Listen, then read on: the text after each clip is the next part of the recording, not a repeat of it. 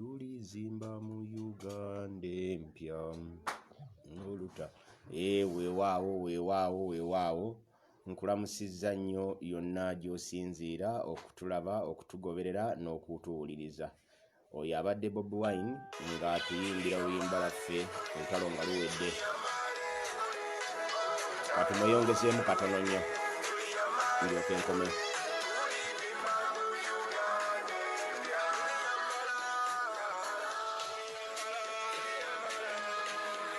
Engule ezimasamasa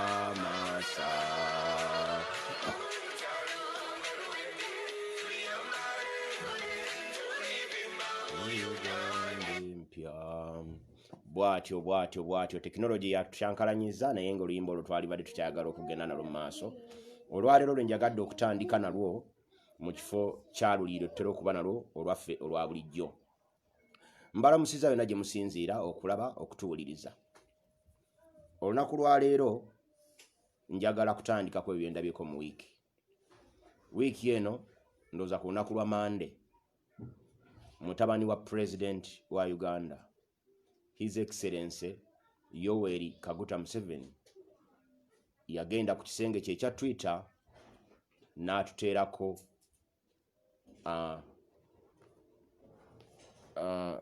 ebigambo ebyo byali mu lulimi Lungereza era nabadde mbiwandiise wano mu katabo kange byenjagala tusooke tureflectingeko then tulyoke tugende mu maaso ku kyekiddako.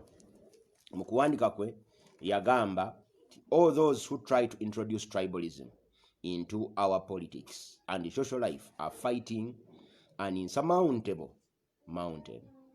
Our great grandfathers Omukama Kabalega and Kabaka Mwanga II and our fathers like General Yoweri Kaguta Museveni integrated us beyond reversal. Uganda ni moja. Ebigambo ebyo obiwuliriza n'obyefumintirizaako bw'obirekaawo omuzungu agamba nti oyinza obutabaako nakyokola. Era bw'obanga tobyefumintirizaamu ebigambo ebyo nga naddala nga bivudde mwana wa president alina project ennamba gye tuyita project Muhoozi ng'ekigenda kyayo ekikulu kyakutukulembera emyaka 50 n'emirala 5 gye myaka 10. Bw'otabyegendereza nnyo oyinza obutabitegeera. Bw'aba amaliriza n'obugambo bwa Luswayiri agamba nti Uganda ni moja. Naye Uganda inawezaje kuwa moja wakati kila kitu kimechomwa na ndugu na baba zake? Usijaribu kudanganya wakati ukweli huko katika mchana pana kwamba kila kitu kimeibiwa na westerners bila kijali. Ebigambo bya Luswayiri. Uganda teyinza kubeera emu nga ye bwagamba nti Uganda ni moja ng'ebintu ebisingibwa obungi byonna bitwaliddwa abooluganda bako n'ab'emikwano. Era lekeraawo okwerimba nti Uganda eyinza okuba ng'eri emu ng'abasinga obungi. Mirembe Juliet munange nkulamusizza nnyo, Tina Liberty nange nkusanyukidde. Ebigambo ebyo Muhoozi by'oyogera nkakasa bulungi nti oluganda oluwulira olutegeera. Ate nabiri byenjogedde mu Luswayiri nabyo nkakasa nti obimanyi era obitegeera. Twagala obe mwegendereza nnyo ng'owa comments mu byobufuzi. Bannayuganda bayinza okuba beetegefu nnyo okufa n'obutanyagwa. Waakiri okufa tuggweewo nga ggwe Muhoozi Kainerugaba eyazaalibwa e Tanzania nga totukulembedde. Bw'oli tukulembera obufuzi obugenda kujjula musaayi. Naye era omuzungu bw'agamba we will overcome. Tujja kukujja mu buyinza ne bw'olibanga osaza amagezi gonna olukujjukujju n'olukwesikwesi ne weefuula president w'eggwanga lino. Naye omuntu abuliriza ebigambo bino ng'obyogera nti when our fathers like General Yoweri Kaguta Museveni integrated us beyond reversal. Mwekyo bubaka ki bwe wali oyagala okutuweereza ffe abantu?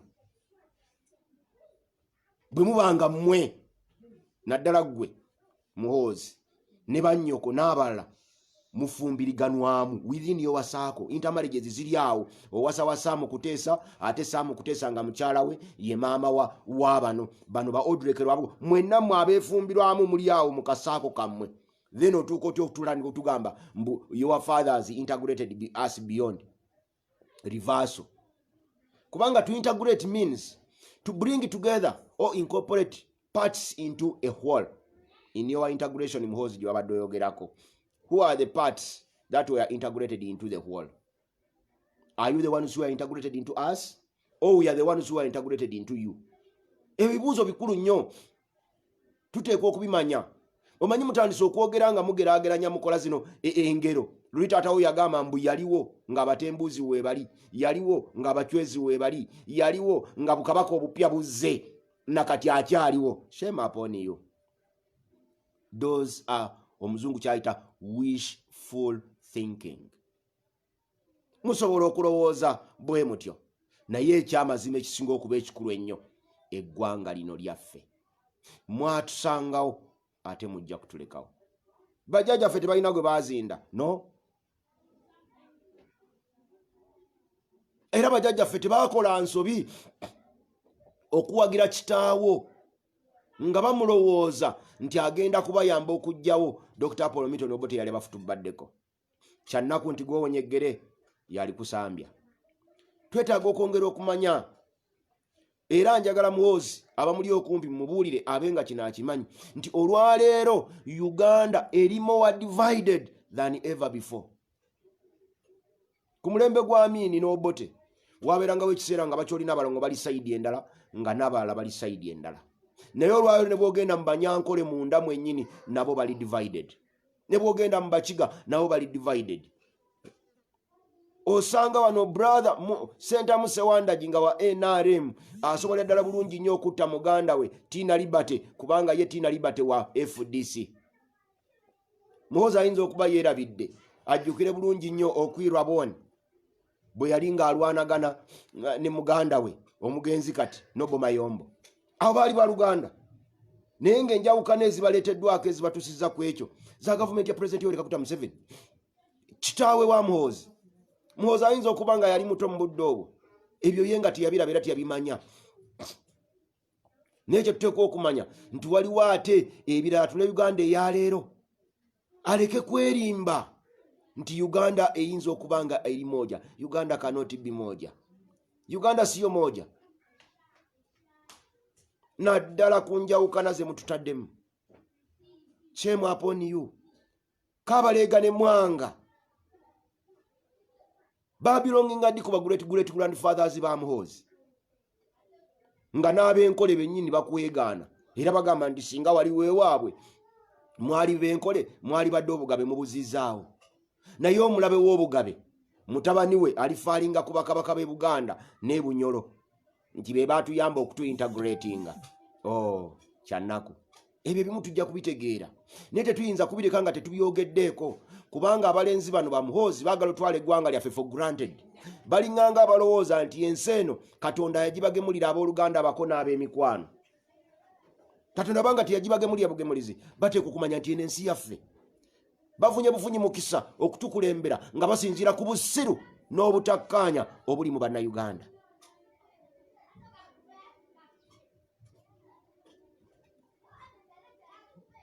Munagamba nti into our politics. Oh my God. Museveni owns oil. It is his oil. Now Muhoozi owns politics. It is our politics. This politics belongs to Muhoozi and Museveni. Kyakyuka ddi okubanga abasirikale b'amagye beetaba mu byobufuzi, kubanga ennaku zino zonna tutunuulidde Muhoozi ebbanga lyonna ng'ajja n'akola comments ku byobufuzi. Eryo ejjoogo liteekwa okukoma.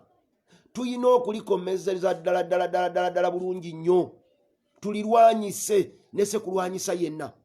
Gwe nange ampuliriza n'andaba, ne bw'aba watandabye n'omuweereza akavidiyo kano n'ayongera okukeetegereza, alina okumanya nti lubimbi lwa buli Munnayuganda okulwanyisa abasajja bano abaatuwamba. Baatuwamba mu butamanya, baatuwamba mu mutego ogutega enkwale, omutego ogw'akakunizo. kagenda kanyweza mpola mpola gyegenda okumanyira nti omutego gikutte nga tekyasobola kubuukamu. Bw'atyo Museveni bwe yajjanga ali mu nsiko n'atumatiza nti ye teyeetaaga kukulembera ggwanga lino, wabula ye ayagala omulimu gw'amanyi gw'amagye. Bw'anaamaliriza okutereeza obuyinza nga ye yeddirayo ng'afuga amagye. Bwe yatuuka e Kampala n'agamba nti kankikwatemu emyaka 4. Bwe jaggwako n'agamba nti mumpe 5 mbakolere constitution. Bwe twamukolera constitution n'agamba nti mumpeeko 5 nange mbafugeko nga siri wa amagye. N'afuga eyo gyali 15. Najjo bwe jaggwako n'agamba nti nedda munyongereyo ekisanja kimu nga kyekisembayo. Eyo yali manifesto consolidating the achievements of the movement, campaign manifesto ya 2001. Bwe yamala okuggwako n'ayita emabega n'ayita abayayi Basekabanja ne bagamba nti nedda tayinza kugenda. N'agamba nti kale wasigadde wakakukulizo kamu ak'emyaka era at least 75 nja kugiweza, kale mumpe mbafuge mpeze 75. Yagiwezezza mwaka guno, naye we yagiwerezza ng'ate n'ak'emyaka bakajjeewo. Bw'atyo wazaatukulembera mu ngeri y'obutamanya, mu ngeri y'ekijega, nga ffenna tulinganga ebisirusiru. Bobi Wine bw'agamba nti weebeereremu, kyekiseera kyagamba. Nange Mpendo the extractor bwe nkugamba nti nkubuulira ebiri emabega w'amawulire, nkuwa ebiri emabega w'ebyo by'osaanye okumanya, mba ntegeeza nti zuukuka. Tumaze ebbanga ddene era ekyo nagamba nja kiremerako nga tulwanyisa obusosoze mu mawanga. Bannaffe bwe baatuuma tribalism, Senda Musewanda gibweyogerako nti oli Muganda, Bamirembe Juliet bwagamba ndi Muganda, ekyo kive nnyo. Era Abanyarwanda bakola netteeka mu parliament ne balisa mu mateeka ga Uganda eno okuyita omuntu nti gundi oli Munyarwanda kikyamu. Naye waliwo ka video kentaddeyo olwaleero mbadde nkatunuulira nga nkawuliriza Mwami Museveni ng'agamba nti Obote yampitanga Munyarwanda, naye ne bwe mba Munyarwanda nsobi ki? Kati awo seewuunyiza lwaki mu mateeka Museveni ge yasooka okukola mu Uganda wano kwe kukola etteeka erigamba nti bw'osonga ku muntu nti gwe Mirembe Juliet oli Munyarwanda oba gwe Kazalini Sali oli Munyarwanda, ogwo musango se mu mateeka ga Uganda. Gukusiba n'okuvunaana ne bakuvunaana. Ate si kyokka bwe weewaana nga ffe bwe twewaana nze ndi musajja Muganda, nze ndi musajja Muganda, ekyo kibaluma ne kibalumira ddala. Naye njagala kwebaza mikwano gwange Abawesitaana wano n'omukwano gwange mwene Efurayimu abatwegasseeko okulaba nti tulwanyisa obutali bwenkanya buno. Abantu okufuna emirimu nga bagifuna lw'amawanga gaabwe, ekyo kyanumala kati kyanumera nkyakyogerako. Siyinza kulekerawo okwogera kwagaba eyayina certificate nga bagikolera ku nkuluma nga ne mu college gy'agamba mu Amerika tasomerangayo, ne bamuwa omulimu olw'okuba ye yagaba ne bagummanze nga nina degree eya Makerere University mu field yemu. Sisobola kwerabira Frank Kajiji tumwebaze eyakulira mu refugee camp n'asoma nga asomye busomesa kyokka nga asomerera ku ssente za muwi wa musolo. Nze nensomera ku zange ez'okweyiiya, nensoma nga mmanyi nja kukola bya customs. Ne baddira Frank Kajiji tumwebaze eyasoma ebyobusomesa ne bamuwa omulimu ku customs, nze nensigalawo nga njagga kyokka nga n'abasomesa tebamala ate nga nze n'okusomesa sikumanyi. Field gye yasoma ya science nze nina diploma mu education wansi, naye field gye yali asoma ya science nze nali siri musomesa wa science. Era kyekyanzija mu bye nali nasoma ngende nsome mu birala nsobola okugenda okukola ku customs n'ebyemisolo. Kajiji tumwebaze eyasoma obusomesa gwe baawa omulimu ogwo. Competence tekitegeeza nti ddira omusomesa omuteeka akole ku customs ate oddira yali badde akola customs abeerewo enjala. No, that is what we call nepotism. Okuwa omuntu omulimu nga tofaayo whether he is competent to do that job. Kajina psychologist yasoma psychology ne bamutwala n'akola mu URA emyaka egyo gyonna gye yakolayo, kati ali mu yunula mu byanguudo naye nga yasoma psychology. Eyo ye nepotism gye twogerako, tujja givumirira Mama Kasalini Sali agambye nti bazonto bayogera ebigambo ebyo ebituufu ne bibasibya basajja mivula akyali na mukomera. Simanyi yavuddeyo by the way engeri gye sibaddeyo bulungi ayinza okuba yavuddeyo mala okwetegereza. Yavuddeyo basajja mivule onava kuŋŋamba bamweyimbije n'avaayo. Naye ng'ekimusibya kulumiriza ekyo. Tetujja gaana kukirumiriza. Tujja kusigala nga tukola ki? Nga tukirumiriza. Bw'oyogera ku nepotism eno bannaffe abamu abanyankole ne bavaayo ne bagamba nti bannange mwe musosola mu mawanga mwagala kusiga bukyayi mwagala kuleeta kitta bantu naffe tuli bubi. Oh my God. Twagala kukkiriza nti nammwe muyinza okubanga muli bubi. Naye lwaki mwabagamba nti nammwe muli bubi okusinga ffe? Lwaki bwe tutuuka mu kulonda akalulu mwabagamba nti muli bubi ate wammwe Museveni akalulu muwa 10 ku 10? Temukoma muwa 10 ku 10 kyokka naye n'ente zammwe zironda nazo ne zironda Museveni. Kati ebyo mwagala okutuguumaaza nti muli bubi. Betulaba wane waffe Buganda abeefuula abali obubi nabo balimba tebali bubi. Tebali bubi.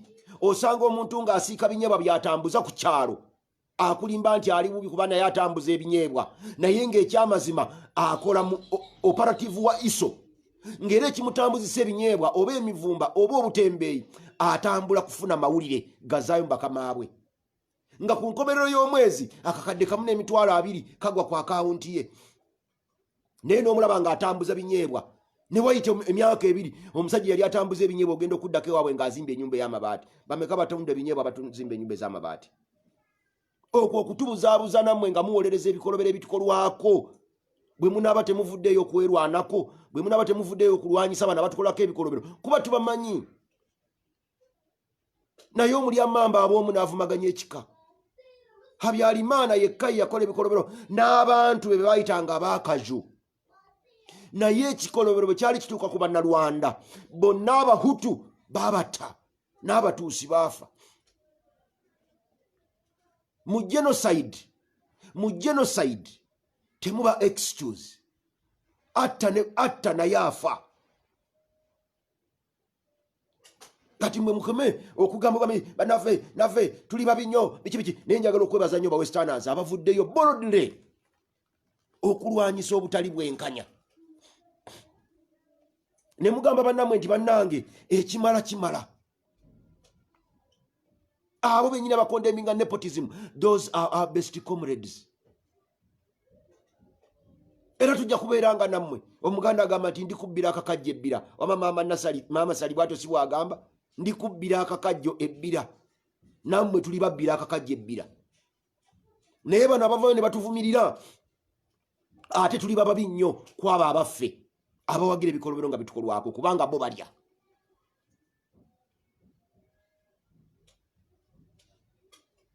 Kuba kuduula na kutukudaalira okutugamba nti nammwe muli bubi okutusinga.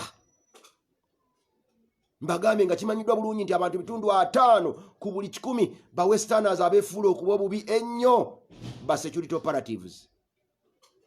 Era bali ku government payroll. Ku buli nkomerero ya mwezi emisaala egyabwe gigenda. Abola abatunda ebinyeebwa ababitunda na wali. Mwene Ephraim nkwogeddeko badde tonnabakujja naye I don't have any problem with any tribe. Era gambye bano nti nsanyukira nnyo abantu bafaanana nga ggwe nga tuvuddeyo boldly okulwanyisa abantu abatono abalowoozesa ensi nti aba Westerners batubbyeko ebisinga obungi.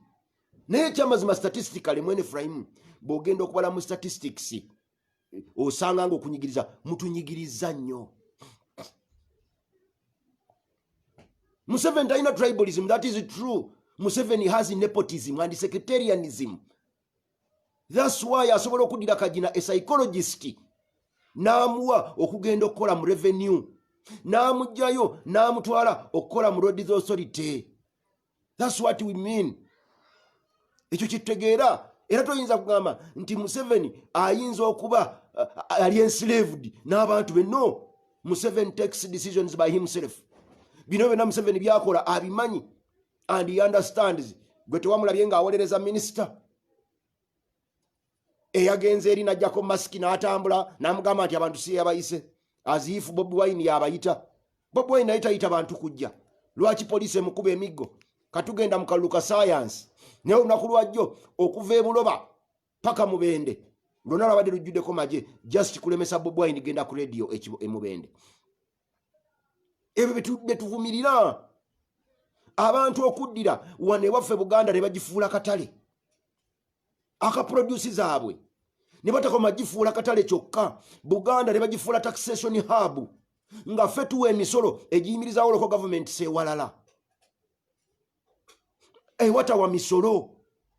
Nze na statistics zange wano nenzikulaga nti mu Wakiso district yawa omusolo mu land sales 1 trillion shillings, 1.1 trillion shillings omwaka 2019 2020 government transfers netuddiza only 71 billion. Negenda mu Greater Mbarara ina districts musanvu newayo billion 13 nga bwe yali esoloozayo omusolo teyajjayo yadde billion 2. That is the injustice. Eyo gye tusaba mu bamwene Efraimu mulwanyise. Greater Mbarara eyina abantu million 2 n'emitwalo 3 be bantu abali mu Wakiso district. Ne bwojja ku babaka ba parliament Wakiso y'abantu million 2 nze kati ngenda waliwo entera okubeere waffe. Nansana municipality eyina abantu emitwalo 41 eyina omubaka wa parliament omu. Ntungamo eyina abantu emitwalo 51 eyina abaka ba parliament 4. Bw'obalawo bazisente mbaka wa parliament zafuna nti million 5 omwezi kitegeeza ki nti abaka ba parliament 4 bafuna million 2 okuva mu nsawo yaffe muteke emisolo ng'abe Wakiso tufuna million 5 naye ng'emisolo gisinga kuva Wakiso ng'eri tegivaayo. Ebyo bituwakanya bye tulinako obuzibu bye bitulumya omutwe. Njagala ekyo kitegeerekeke kibe nga kimanyiddwa. Abantu tufuula akatale twale ekyokulabirako senga ogamba nti obutale bwonna abattoirs eziri mu Greater Kampala, that is Kampala, Wakiso, Mukono, Mpigi, ekitone ennyo on average zisala ente 300 buli lunaku. On average zisala ente 300 buli lunaku. Senga ogamba nti ente esaliddwa mu lufuleezo emu egulwa emitwalo 8 kubisaamu 300 heads of cattle, that is 240 million shillings every day zibeera siphoned out from here. Fabali e Buganda, how much money do we collect from the west okuzize waffe wano? Mwene Efraimu ekyo yinzo kimbaliramu n'okindaga. Ebintu ebituluma si bingi naye tubisimbako essira, tubisimbako amannyo tulabe. Balina gye bayita balance of payments nti exports bwe ziba zeexceedinga imports gwoba ogwa wansi, naawo imports okuva mu western okujja e Buganda they exceedinga exports. Si ekyo kyokka naye bale ezo mbaze ente na nnyama, mbaze ente na nnyama, naye waliwo amata, waliwo emmere, amatooke. Naye nga wane waffe e Buganda gwolowooza amatooke e Buganda takali akadiwa bukaddi. Kagenderere ebibira byonna wano otahinkayindo otafiire munsonyi oko bwe yajja ministry n'agaba ebibira byonna ne babisala ne babisikiza kalitunsi. Embeera y'obudde n'ekyuka tekyali favorable eri emmere gye twalimanga. Kati buli luguudo lwonna oluyingira e Buganda luleeta mmere. Twagendanga mu byalo okukimayo mmere, katugenda mu byalo okutwalayo omuceere na buwunga. Wawuliranga nga boogera ku Northerners abakyoli n'abalango, naye teri mukyoli na mulango yajja Uganda obo teyabakozesa ne batukolako ebikolobero. Bwe bamala tukolako ebikolobero ne bakyayawaganya eggwanga lyabwe lyonna. My friend Mwene Efraimu nkwegayiridde nnyo sooka otunulire how abakyoli n'abalongo bwe bakyayibwa. Abacholi n'abalango bwe bwakyayibwa is the same way Mwami Museveni bwaleetedde mmwe ba westerners okukyayibwa. Owulidde? Muleke kutulabanga abalinako obukyayi. No. Nabagamanize mukyala wange Munyarwanda wembeera wano. Mukulu wange gwenzirako Hamuza mwene Efulayimu nja kulagirawo ekaberebere nkuwene namba y'essimu ogendewo omulabe oyogereko naye ddala okakase oba bino byenjogera bulimba. Musajja Munyankole gwenzirako. Okitegedde ssebo? No, sirina bukyayi ku muntu yenna. Numwa bulumwa nga gavumenti ya Mwami Museveni esiga obukyayi ku booluganda abako n'ab'emikwano be tubadde nabo. Mu Buganda Abanyarwanda abalimu bangi nnyo okusinga Abanyarwanda kumpi abali mu kitundu ekirala kyonna ekya Uganda. Naye Buganda terina nsalo na Rwanda.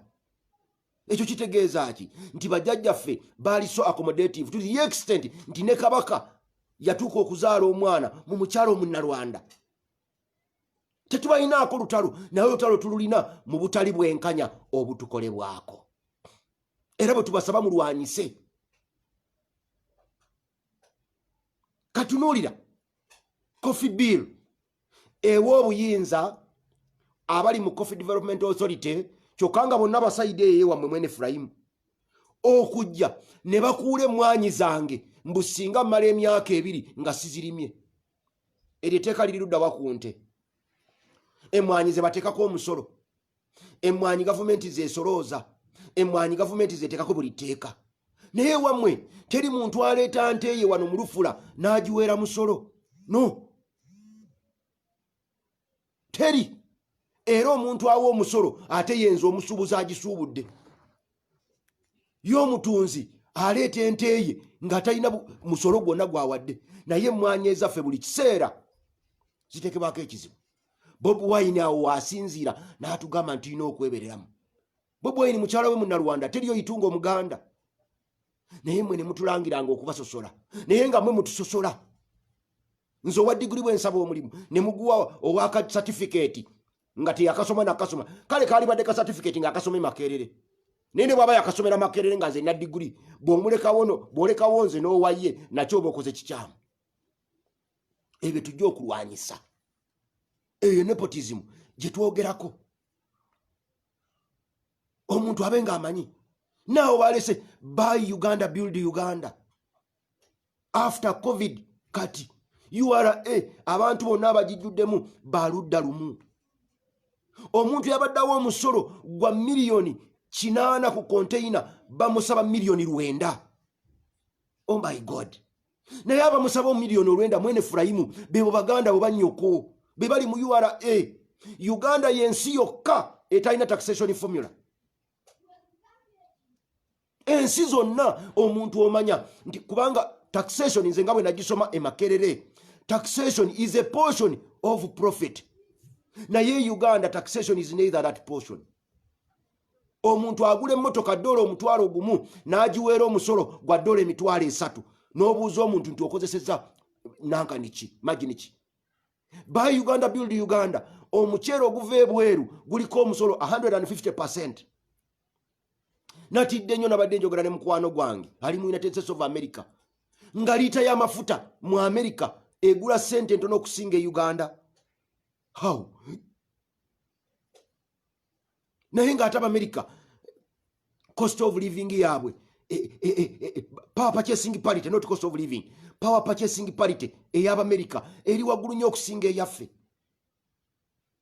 Naye omuntu n'akeera bukeezi ku makya 40 feet tana gye naweera omusolo omwaka oguwedde emiliyoni 8 n'ogisaba emiliyoni 9 nga talina na kisa. N'akwata ebintu ebyo n'ajja n'abitunda.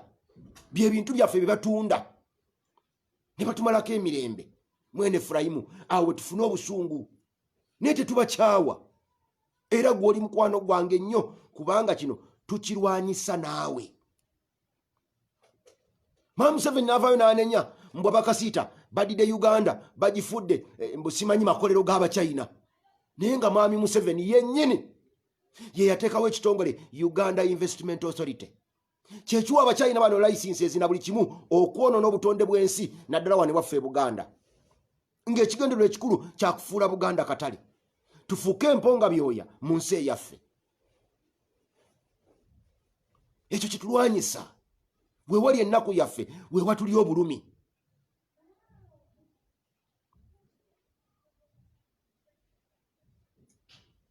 kinyiiza era kinakuwaza okusanga ffe wane waffe ffe tubadde n'ekyobugagga kyaffe bya nnyanja naye buli awava ebyennyanja mu Uganda wano waliwo maje UPDF nabadde nva Kalangala Sese road block eri munda mu mazigo gye bagissa naye n'ekyennyanja ekimu nga Sewanda gyoba mwene Efulayimu okitwala ku kirya tokiyisa ku road block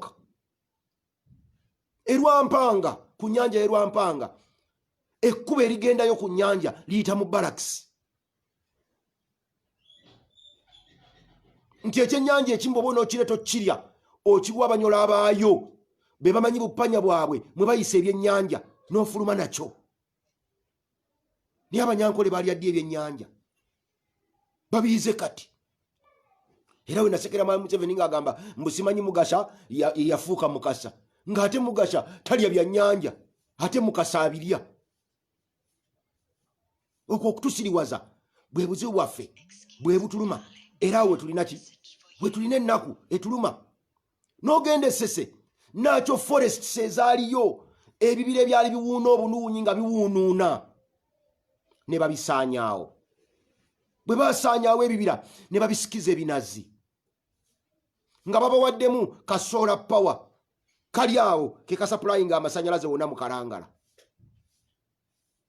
ne babakolerako ne bukilomita bw'oluguudo kilomita 25 ezitawangadde na myaka 10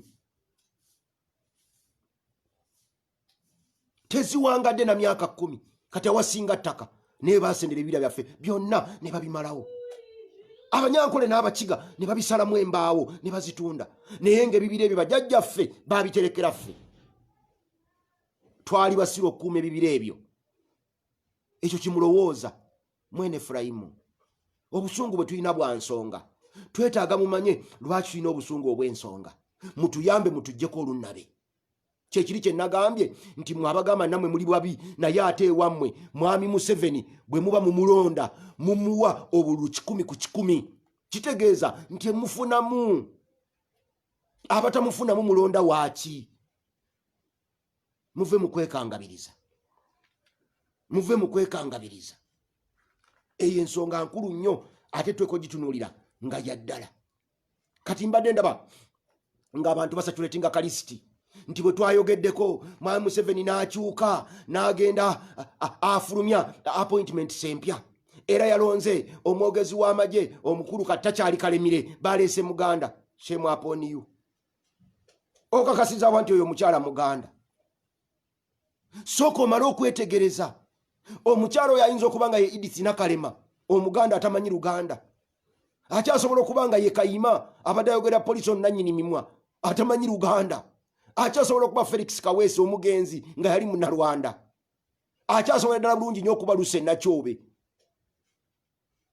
ng'alina linnya bashefaali bashabaani bantaliza abatali basiraamu ku mulembe gwa Museveni temugulabye mulekeraawo okugwirana n'amannya Mwami Museveni akakakodyo akamastalinga nnyo era aba westerners bangi nnyo abalina amannya amaganda nga ne bwe mubuuza gye baziika jjajjaawe talinayo bw'atyo n'abakoba bwe yabawuddiisa ne bamutwala emubende emityana ne bamuwa obwa MP naye nga mu mityana talinaamu jjajjaawe muwala weeno mu Eastern nakati akyalemerako muleka kugwirana n'amannya omuwala oyo akyasobola okuba ekyamazima nga Muganda naye okakasa otya nti alinga Martin Okosi Ochola. Martin Okosi Ochola ye IGP wa poliisi amanyiddwa naye nga IGP omutuufu ye Muzeeyi Sabiti ekyo temukimanyi nti Okosi Ochola talina kyakola nga muhozi nga Sabiti takikkiriza ebyo Mwami Museveni abikola nnyo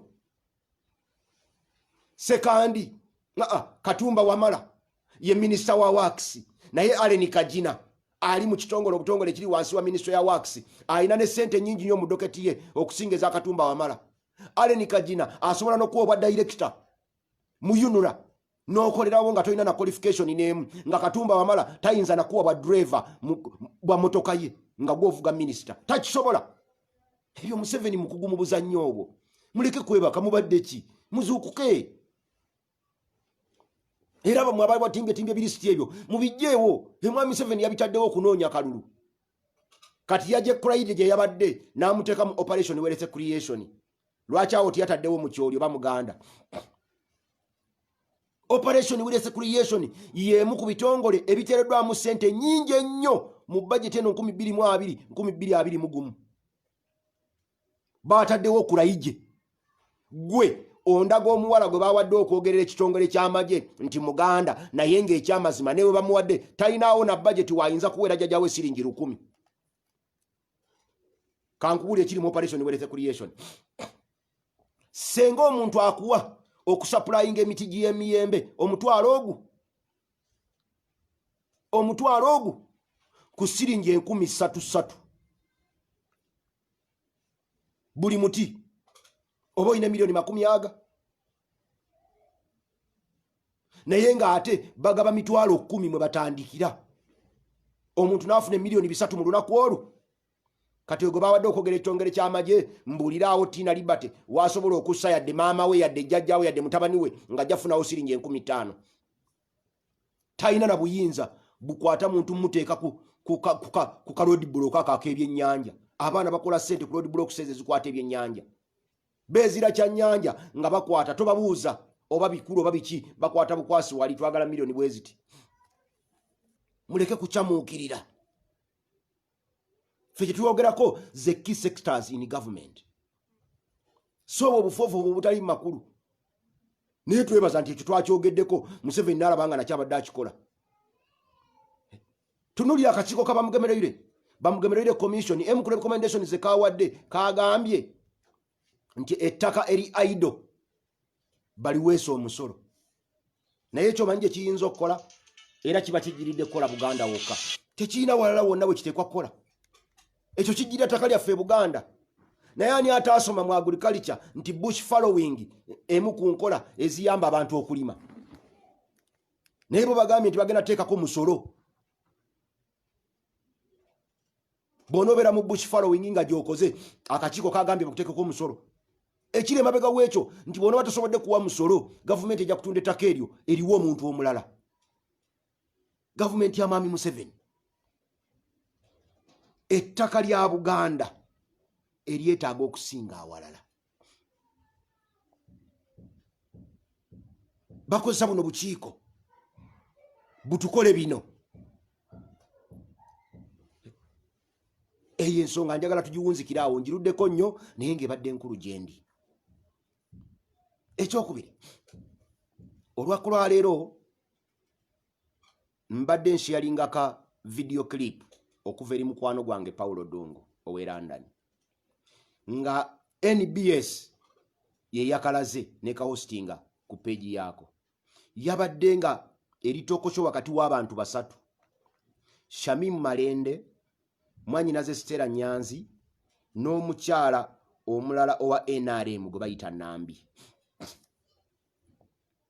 nga bali mu kwegamba babaleese okuwa views zaabwe butya biki bagenda okufalingira bannakampala nga babawadde omukisa ogw'okugenda mu parliament ka video clip ako nkataddeko wano naye bw'okatunulako jjulo kaaba amaziga ng'omulabe wa Shamimu Malende ne Stella Nyanzi ye Nambi wa NRM era ye mulabe w'eggwanga lino naye nga Shamimu Malende ne Stella Nyanzi amaanyi bagatadde mu kweyuzaayuza bokka na bokka nga yaasirise era balemeddwa n'okubaako bye bannyonnyola bannakampala bye bagenda okukola senga omu ku bo aba alondeddwa okuba omubaka wa Kampala nga bali mu kuyomba kwokka onaasika ono bwe bawadde wa NRM tununya ka video clip ako ketegereze bwe bawadde wa NRM okunnyonnyola Mukama Katonda ne obanga gwe Sewandagi mazima ganyini nga wakyawa NRM omukyalo badde omuwa akalulu n'ogamba nti bali abakayana kambaveeko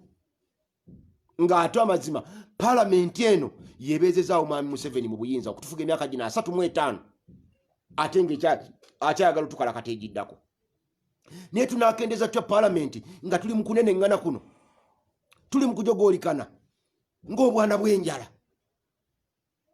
okulwanagana buli omu ng'alwana ne munne tekiina kye kituyamba. Nkyogera bulijjo, ffe abali mu ludda oluvuganya gavumenti bwe tunaba nga tulwanagana kiyamba wa NRM nga bw'olabe mu kavidiyo ako. Nabadde mpuliriza radio ku Lwomukaaga, omwana n'akuba essimu Seremba Jime. Abamu n'okubaana bana bakuba amasimu njagala mbababuulire, bafuna n'omusaala okuva mu NRM nga mugira yabasasula sente, bazifunira ku Emerald Hotel buli naku z'omwezi okuva 26 okutuuka 29 omwezi nga guggwako webafunira sente. Naye bavaayo ne bajja bakuba amasimu gano ku radio okukyankalanya buli kiramu. Sigambe nti Seremba Jime y'omu kubafuna omusaala, naye ngambye nti abaana abamu kubakuba amasimu bafuna omusaala okuva mu gavumenti. Naye omwana bwe yagenza okukuba essimu ku radio yabadde akastigatinga Elias Lukwago n'amugamba nti FDC ye NRM. Shame upon you. Toyinza keera ku makya n'ogamba nti owa FDC aba wa NRM. Tekisoboka. Naye mu kukuba essimu ng'oyogera ekigambo ekyo nti wa FDC wa NRM, nze abansuula wano bagambanga nti bidandisa litalina njawulo na Mwami Museveni. Naye mwana watu weewuunye nze bwe nagwa ate yagenda mu kanso okundipresentinga yali wa NRM gwe baatwalayo. Kati n'obabuuza nti obuuka otya pupu, obuuka otya omusula ate n'ogwa mu pupu. Naye nga yenkola eyo gye tulina erumagana teyina kirungi kyegenda kutuyamba. Bwe nali nkola program wano ku lunaku lw'Omukaaga ku makya, nawe ekyokulabirako ekya Ssejjirinya n'agenda mu inbox z'abakwano be n'abagamba ne bajja ne bangugumbula bubi nnyo. Naye ng'ekyamazima Shamimu Malende ne Stella Nyanzi omu ku bo yali badde asevinga Bobi Wine Baden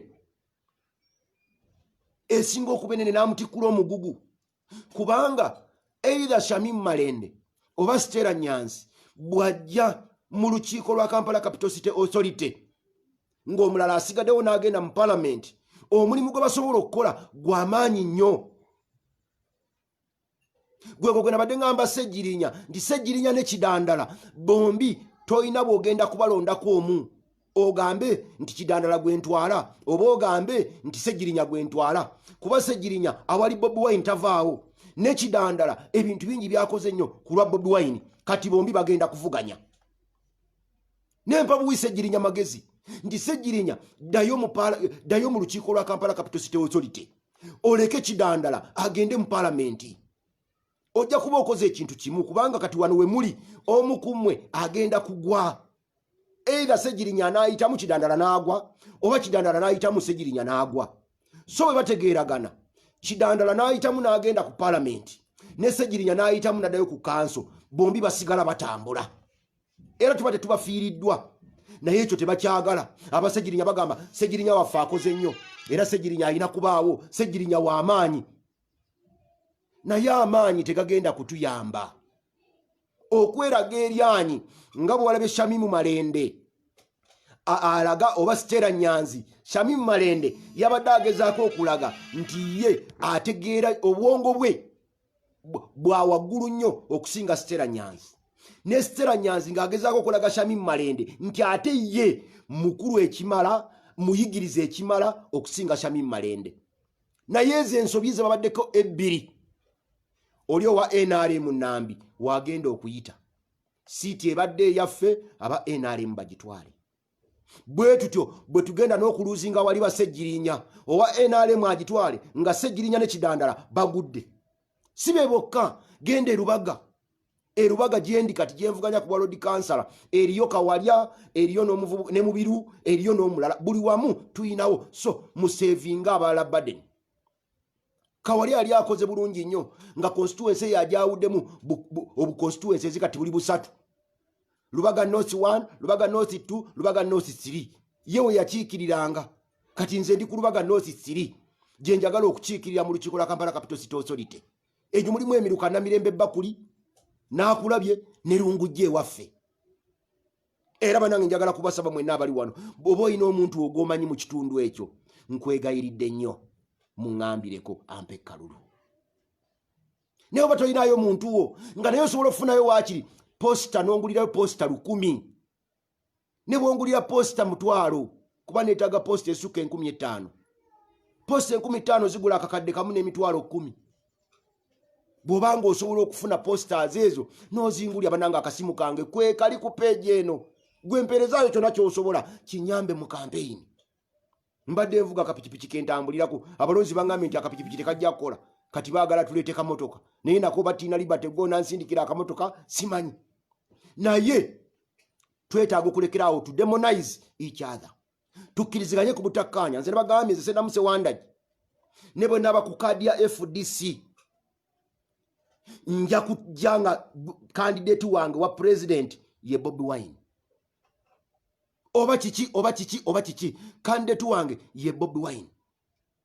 Ate nze sirowooza mu Bobi Wine kubeera president oba wano wokka 2021 naye nze ngamba Bobi Wine okubeera president, the next president after Yoweri Kaguta Museveni. Oba ddi but after Yoweri Kaguta Museveni. Awo wentadde gaadi yange bwe nti ntaddeyo n'olukokola saagala kulaba ayisa Bobi Wine kutuula mu ntebe eyo. Awo we tujja okufiira, we tujja okulwanira amaanyi gaffe gonna we tugenda ogateeka. Naye nabadde ngamba abantu nti nze ne bw'olaba posita yange eri wano eriko people power, tennabaako kabonero ka kibiina kyonna. Kubanga bwe natambula ne Joyce Nabbosa Ssebuggwawo maama wange azanguluminga mu by'obufuzi nanteekayo empapula zange, bwe banaaba tebampadde fulaga ya FDC nga balonze mulala okubeera fulaga beera waawo olw'okuba nze okukkiriza kwange kugamba buli kifo tukyetaagako wa opposition ogu avuganye wa NRM abeerubaga North 3 temujja kundaba nga nvuganya. Kasita tebampe tiketi nze temujja kundaba nga nvuganya. Genda mu bino nti awali Ssejjirinya ate waliwo Kidandala, awali Shamimu Malende ate waliwo Stella Nyanzi, kubanga mmanyi bwe ekyo kyonna buli kyenkola mba nnyamba mulabe waffe kufuna kalulu. Kyeseetaagira ddala. Bobi Wine akugambye nti muli balabira ku bikolwa byabwe, naye omuntu yenna nga ebikolwa bye biyamba wa NRM okufunamu oyo mulabe waffe. Awo wali amazima ge tukokola ki okutunuulira. Ntaddeko ka video ke njagala okumaliriza nako olwaleero. Ku kisenge kyange eri President Yoweri Kaguta Museveni ng'ayogera ku busosoze obwali mu gavumenti ya Museveni ya Obote, era ng'ayogera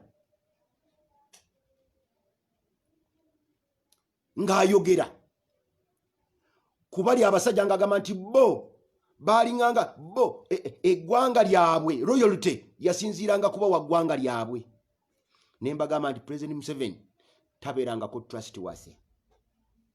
Era senga tuba tweorganizinze and organize ourselves ffe abali mu ludda oluvuganya Mwami Museveni ne tugamba nti katweterezezza genda wegambe njagala nnyo kwebyo okulabirako benjogeddeko awali Shamimu Malende n'ogamba nti Shamimu Malende tumwetaaga mu lukiiko lwa KCCA, Stella Nyanzi n'agenda mu lukiiko lwa Parliament. Awo tuba tuddide ejjinja limu ne tukuba ebinyonyi bibiri ne tujja Lubaga North 3 nti awo Senta Musewandagi yekka yaaliwo tewali asobola. Abavubuka bonna abalala balegadde okuvunya Senta Musewandagi wansi awo bagende mu lukiiko lwa Joyce Nabbosa Ssebuggwawo nga kyetugenderera kugoba NRM awo wonna.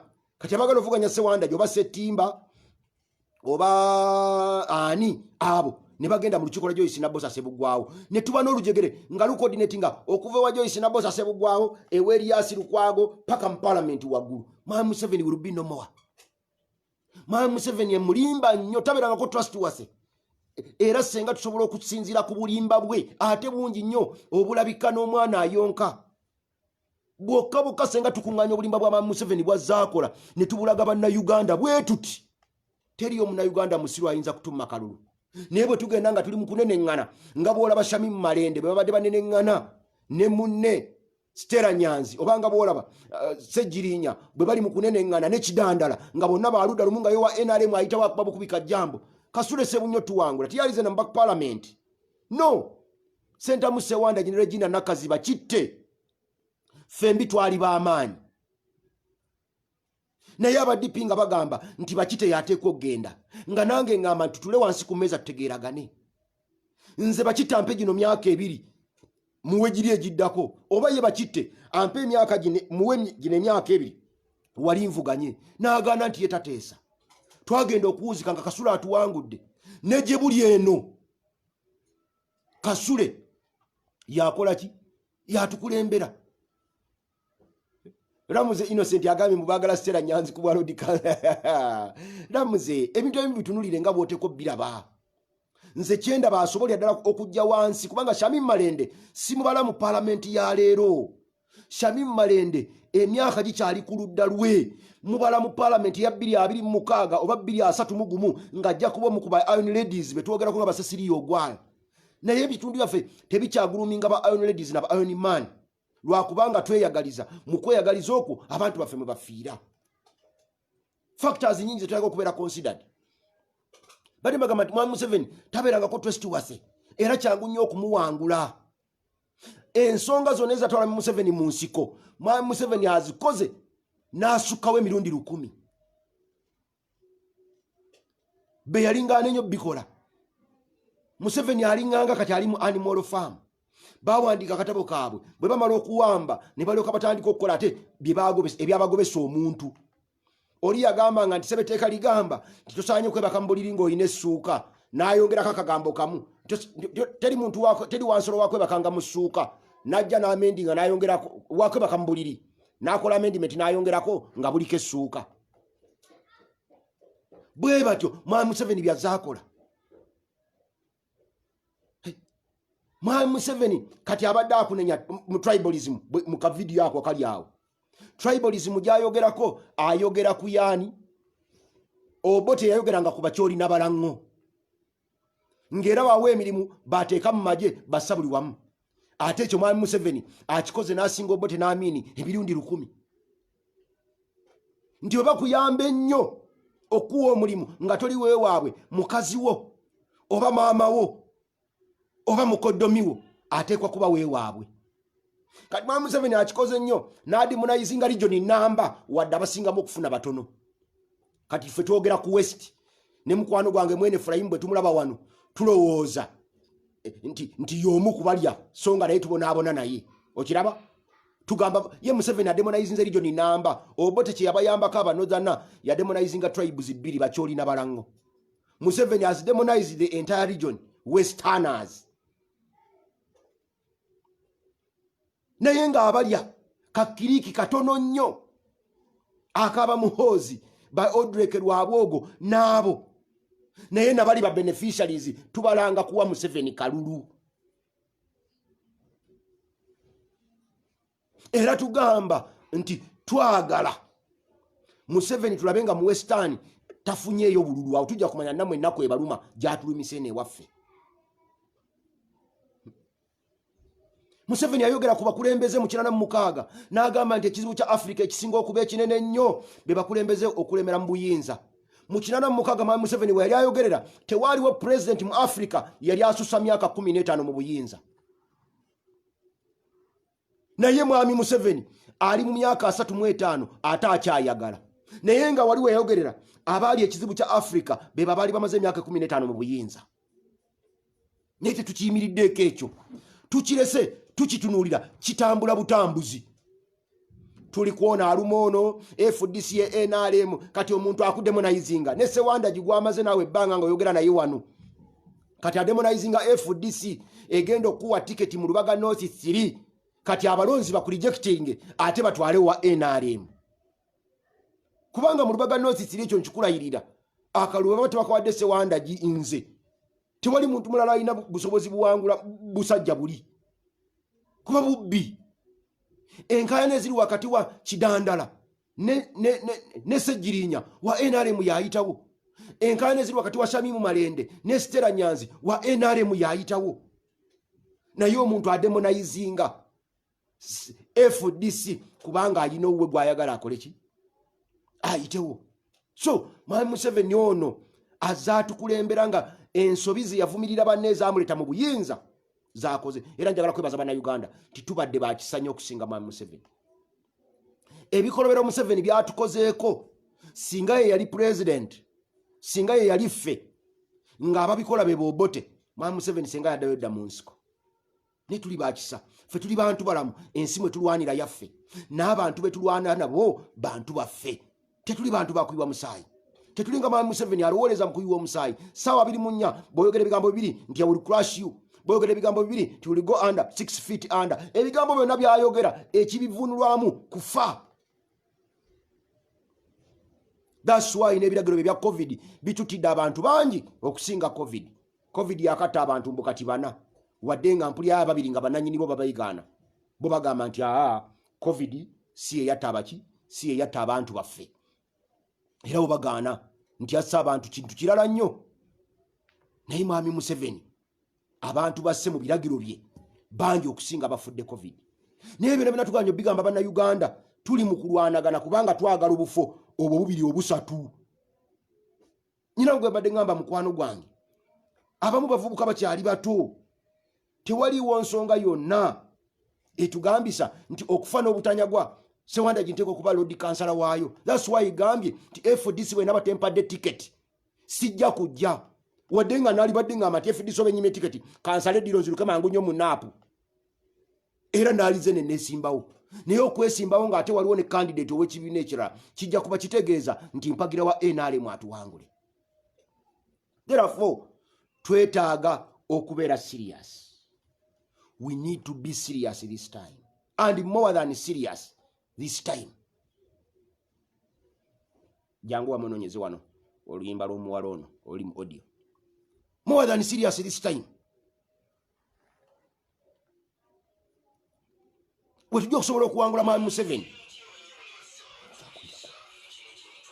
Okusobola okuwangula Mwami Museveni. Naye tunaba tetuli serious tetuyinza kuwangula Mwami Museveni. Tuteekwa okuavoidinga fake news. Ne tutandika okukola okusoma kibayita reading extensively. Naye abantu baffe tebaagala kusoma. Ebintu ebinyuma ebirungi babiyitako ne bagenda ku bino ebitaliiyo. Olunaku lwajjo omu ku bloggers yagenze n'akola ze yayise breaking news. N'agamba nti Bosiko yatalantuse n'agwa. Ti Bosiko bamuli bubi atalantuse simanyi n'agwa n'alyoka simanyi akola eyo lisi gye yafulumiza. Ekyo ekigambo kyokka Bosiko tumukubye atalantuse agudde ekyamazima babadde bulimba nga Bosiko tannagwa naye yakimazeeko essaawa nnamba naye ababadde bawookinga live eyo babadde basuka 2,207.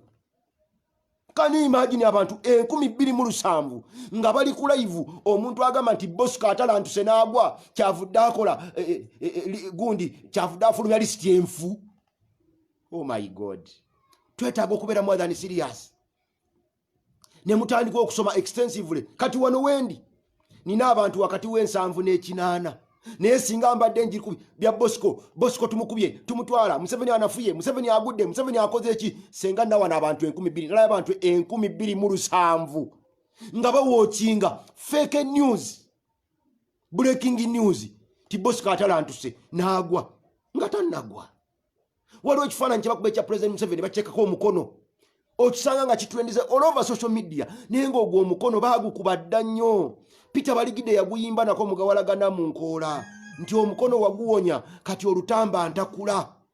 Naye abantu bulaku bagutuleetera ne tubulira okwo ne tugaana okusoma ebikulu ebituyamba. Please read extensively. Nalabye Andrew M. Mwenda yawandiise post ng'erimu amakulu mangi nnyo ng'era esobola otuyamba mu lutalo lwaffe tuyingola okuwangula Mwami Museveni.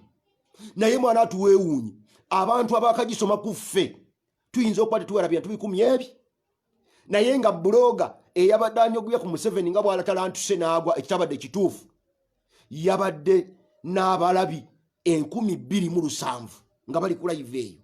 Naye bino Andrew Mwenda byawandiise atuwadde good information n'akuwa statistics n'akuwa Besigye bw'awangula ne bwe baamuwangula Museveni bw'awangula ne bwe baamuwangula naye bw'okitunuulira toyinza kukikkiriza nti kisoboka.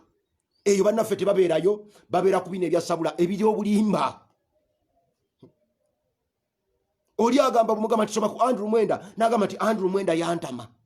Andrew Mwenda ne bw'aba yakutama byawandiise bisome obitegeere omanye naye bwe tuba wano abantu balingiza bulingiza ne baddayo bulingiza ne baddayo naye ng'obabuulira ekigenda okutuyamba okutwala eggwanga lino mu maaso naye ebiri ebyasabula ebitujja ku mulamwa abantu ne babeera nga tebasobola ki kubigoberera ate nga bandibadde bagoberera bantu baagala bibakyamuukiriza byokka naye ne basuubira okwambala engule tetuyinza kusuubira kwambala ngule nga tuli mu bikyamuukiriza byetwalanga ensonga ebitali bikulu ku Facebook wano bw'ossaako emboozi ya ssenga genda mu gurupu ezirimu bassenga ne bakkojja abantu bali mu mitwalo na mitwalo mu gurupu eziyigiriza temuli bantu awo tosuubira kwambala ngule Andrew Mwenda mu bbaluwa yeeyo gy'awandiise intentionally teyatubuulidde fakti lwaki Museveni strongholds zirina abalonzi batono okusinga mu ezo ez'abavuganya mwami Museveni. Ekyo kyekiyamba mwami Museveni okubeera nga eyo afuna voter turn up ya 100%. Kubanga yo abalonzi baba batono nagambye ku register kubaako abalonzi 305 mu strongholds opposition ngeri abalonzi 7. Tuyina eddakiika 6 okuva ku ssaawa emu okutuuka ku ssaawa 11 mulimu eddakiika 6 nga buli mulonzi ne bw'amala ku polling station eddakiika emu tetusobola kubeera n'abalonzi 7. naye wama Museveni abalonzi 305 baba baweddewo. Ekyo Andrew Mwenda akikoze kugendera naye bw'osoma atiko ye n'ogissa mu mutwe osobolera ddala bulungi nnyo okumanya kikyoteekwa okukola okuwangula mwami Museveni. Andrew Mwenda ayina endala point gya stressinzeeko agambye nti eri mwami Museveni nga balonda 100% eno mu stronghold za opposition Greater Kampala abalonda voter turn up bali 40% kubanga agambye mu 2016 ku balonzi obukadde 2 abali mu Greater Kampala kwalondako abantu emitwalo 8 n'agamba nti twetaaga kwe kufuna omuntu anakyamusa abalonzi ne bakomawo. Ekyo Bobi Wine akikoze n'amaanyi ge gonna era abalonzi beetegefu okuvaayo mu bungi balonde ate n'akalulu bakakube ate n'okakuuma bakakuume. Ekyo kye bagamba nti tukugamba bannaffe bali nti ago ge maanyi Bobi Wine g'abasingako si kubavuma. Tewali nsonga lwaki ovuma Jeno muntu, tewali nsonga lwaki ovuma Jeno Tumukunde n'omuyita na Molo nga toyogerangako naye. Mubuuze ffe ababaddeko n'abasajja abo ne twogera nabo abasajja abo balina ennaku ku bukulembeze bwa Yoweri Kaguta Museveni era bandyagadde nnyo okulaba nga batuyamba nnyo okusobola okujja mwami Museveni mu buyinza. Neyogera ne Jeno Tumukunde nagamba lwaki aba people power banvuma. Nze banvumira ki? Omusajja namala mu confinement emyaka 8 ng'ali wali mu officers mess bamusibidde naye abantu okusobola obutamanya sajjabbi teribulako kalungi kaalyo. Jeno Tumukunde noba bamukyawo otya alina akalungi akasobola okujja ku point A ne kakutwala ku point B. Ate kyansanyusaako ennaku zino abayogera agamba nti ye mwetegefu okuwagira oyo gwe banaaba baleese senga basalawo nti si ye ajja kumuwagira. Naye omuntu bw'ogamba nti Jeno Tumukunde mwetegefu okutuwagira ngaga abo bagende. Kyekiri mu bbaluwa ya Andrew Mwenda, kyekyo Andrew Mwenda kyawandiise kyabadde akugamba. So bwe tuba nga twetaaga okumanya abantu baffe nga bwe bali, Andrew Mwenda alina by'atakubuulira naye bw'obisoma osobolera ddala bulungi nnyo okumanya ebyo byaleseyo n'atabikugamba. Kubanga Andrew Mwenda tayinza kugamba nti ekigaana abalonzi okujja wano e Kampala kwe kubanga kuli gye babeerako bangi okusinga mwami Museveni gy'alondera. Era tasobola kikugamba nti ekigaana abalonzi okujja wano embooko abeerodiyo n'ab'amagye gye batukuba eba mpitirivu nnyo gye tukola ki gye tuli. Ekyo tasobola. Naye bw'osoma ebbaluwa ya Andrew Mwenda ekuyamba bulungi nnyo okusobola okumanya oyinza kwebereramu otya. Era ekuyamba bulungi nnyo okutegeera olutalo Bobi Wine lwayogerako nti bwe luli baluwedde tuliyambala engule. N'olwekyo bw'omala okumanya nti tuleka okwambala engule nga tetugyetaaga kyekiseera okwebereramu. Bw'atyo munnaffe Bobi Wine bw'ateeka okutuyamba ennyo. Omuwala ono Matilda Powers kamubalekere abawe obugambo buno obulungi ennyo. Tube nga tusobola okumanya wajje tukola ki wajje tulaga. Oyo ye Matilda Powers. akuba akafaananyi mu ssanyu eringi nga Bobby awangudde. Naye gwe Sentamu Ssewandagi ne Tina Liberty okukaayana kwammwe kutta ekifaananyi kya Matilda Powers. Passion, vigor. Matilda Powers mwayimbira oluyimba lwe naawe n'omulaba nga naawe gwe kenyini obanga tomanyi kuyimba era waakiri onyeenya omutwe bwoti ogitta ng'oddira ab'opposition basatu bali mu kifo kimu. Akayimba ako kabanyumire, sooka okawulirize bulungi.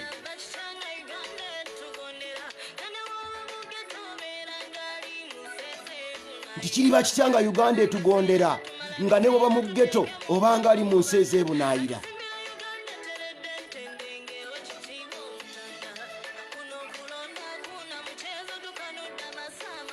Omuwala akanudde amaaso nti kuno okulonda hakuna muchezo, tukanudde amaaso amakambwe. Naye gwe Sentamu Ssewandagi otudde awo weesibye mu kafo kamu ng'osobola okuvuganya ewalala. Nabagamba nti ensonga eyanzije makulubita nga tuliyo abawagira Bobi Wine nga 6. Ne ngamba nedda kanveyo nzije mu Lubaga North 3 nga tewaliiwo wa people power n'omu. Era ne gwama njagala alliance wakati wange ne menta wange Joyce Nabosa Sebugwawo. Era mbagambye nti bw'anaaba tampadde tiketi mu FDC, I will not contest. Mujja kuba munsubiddwa naye kubanga njagala mu kifo ekyo nga waliwo omuntu omu avuganye wa NRM. Ensonga enkulu si Sentamu Ssewandagi kubeera mu kikola KCCA. Ensonga enkulu kuba nti owa NRM tagenda mu KCCA kutwala kifo ekyo.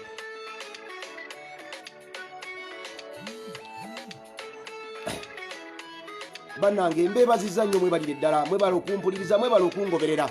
Naye mikwano gyange nkyabagamba nti waliwo ensonga enkulu gye twetaaga, tukyetaaga obuyambi wonna we busoboka. Naye oba ne siringi 10 lutuweereze lujja tukolera, tetulina buzibu bwonna.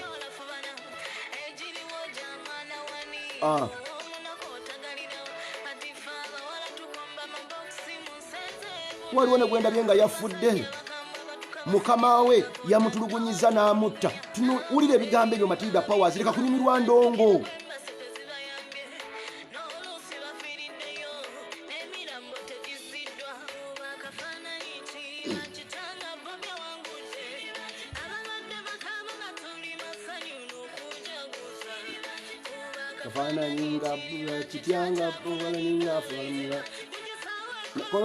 Kuba akafaananyi kiriba kitya Kyagulanyi ng'alayizibwa mu kisaawe e Kololo. Katonda abakuumi. Yuno si tujja kubyogera mu inbox nkubuulira ensonga si nnyingi nnyo. Bannange mbebaza nnyo okungobera n'okumpuliriza. Katonda abakuume musibe bulungi. Tina Liberty ne yanza nnyo kacaayi kange.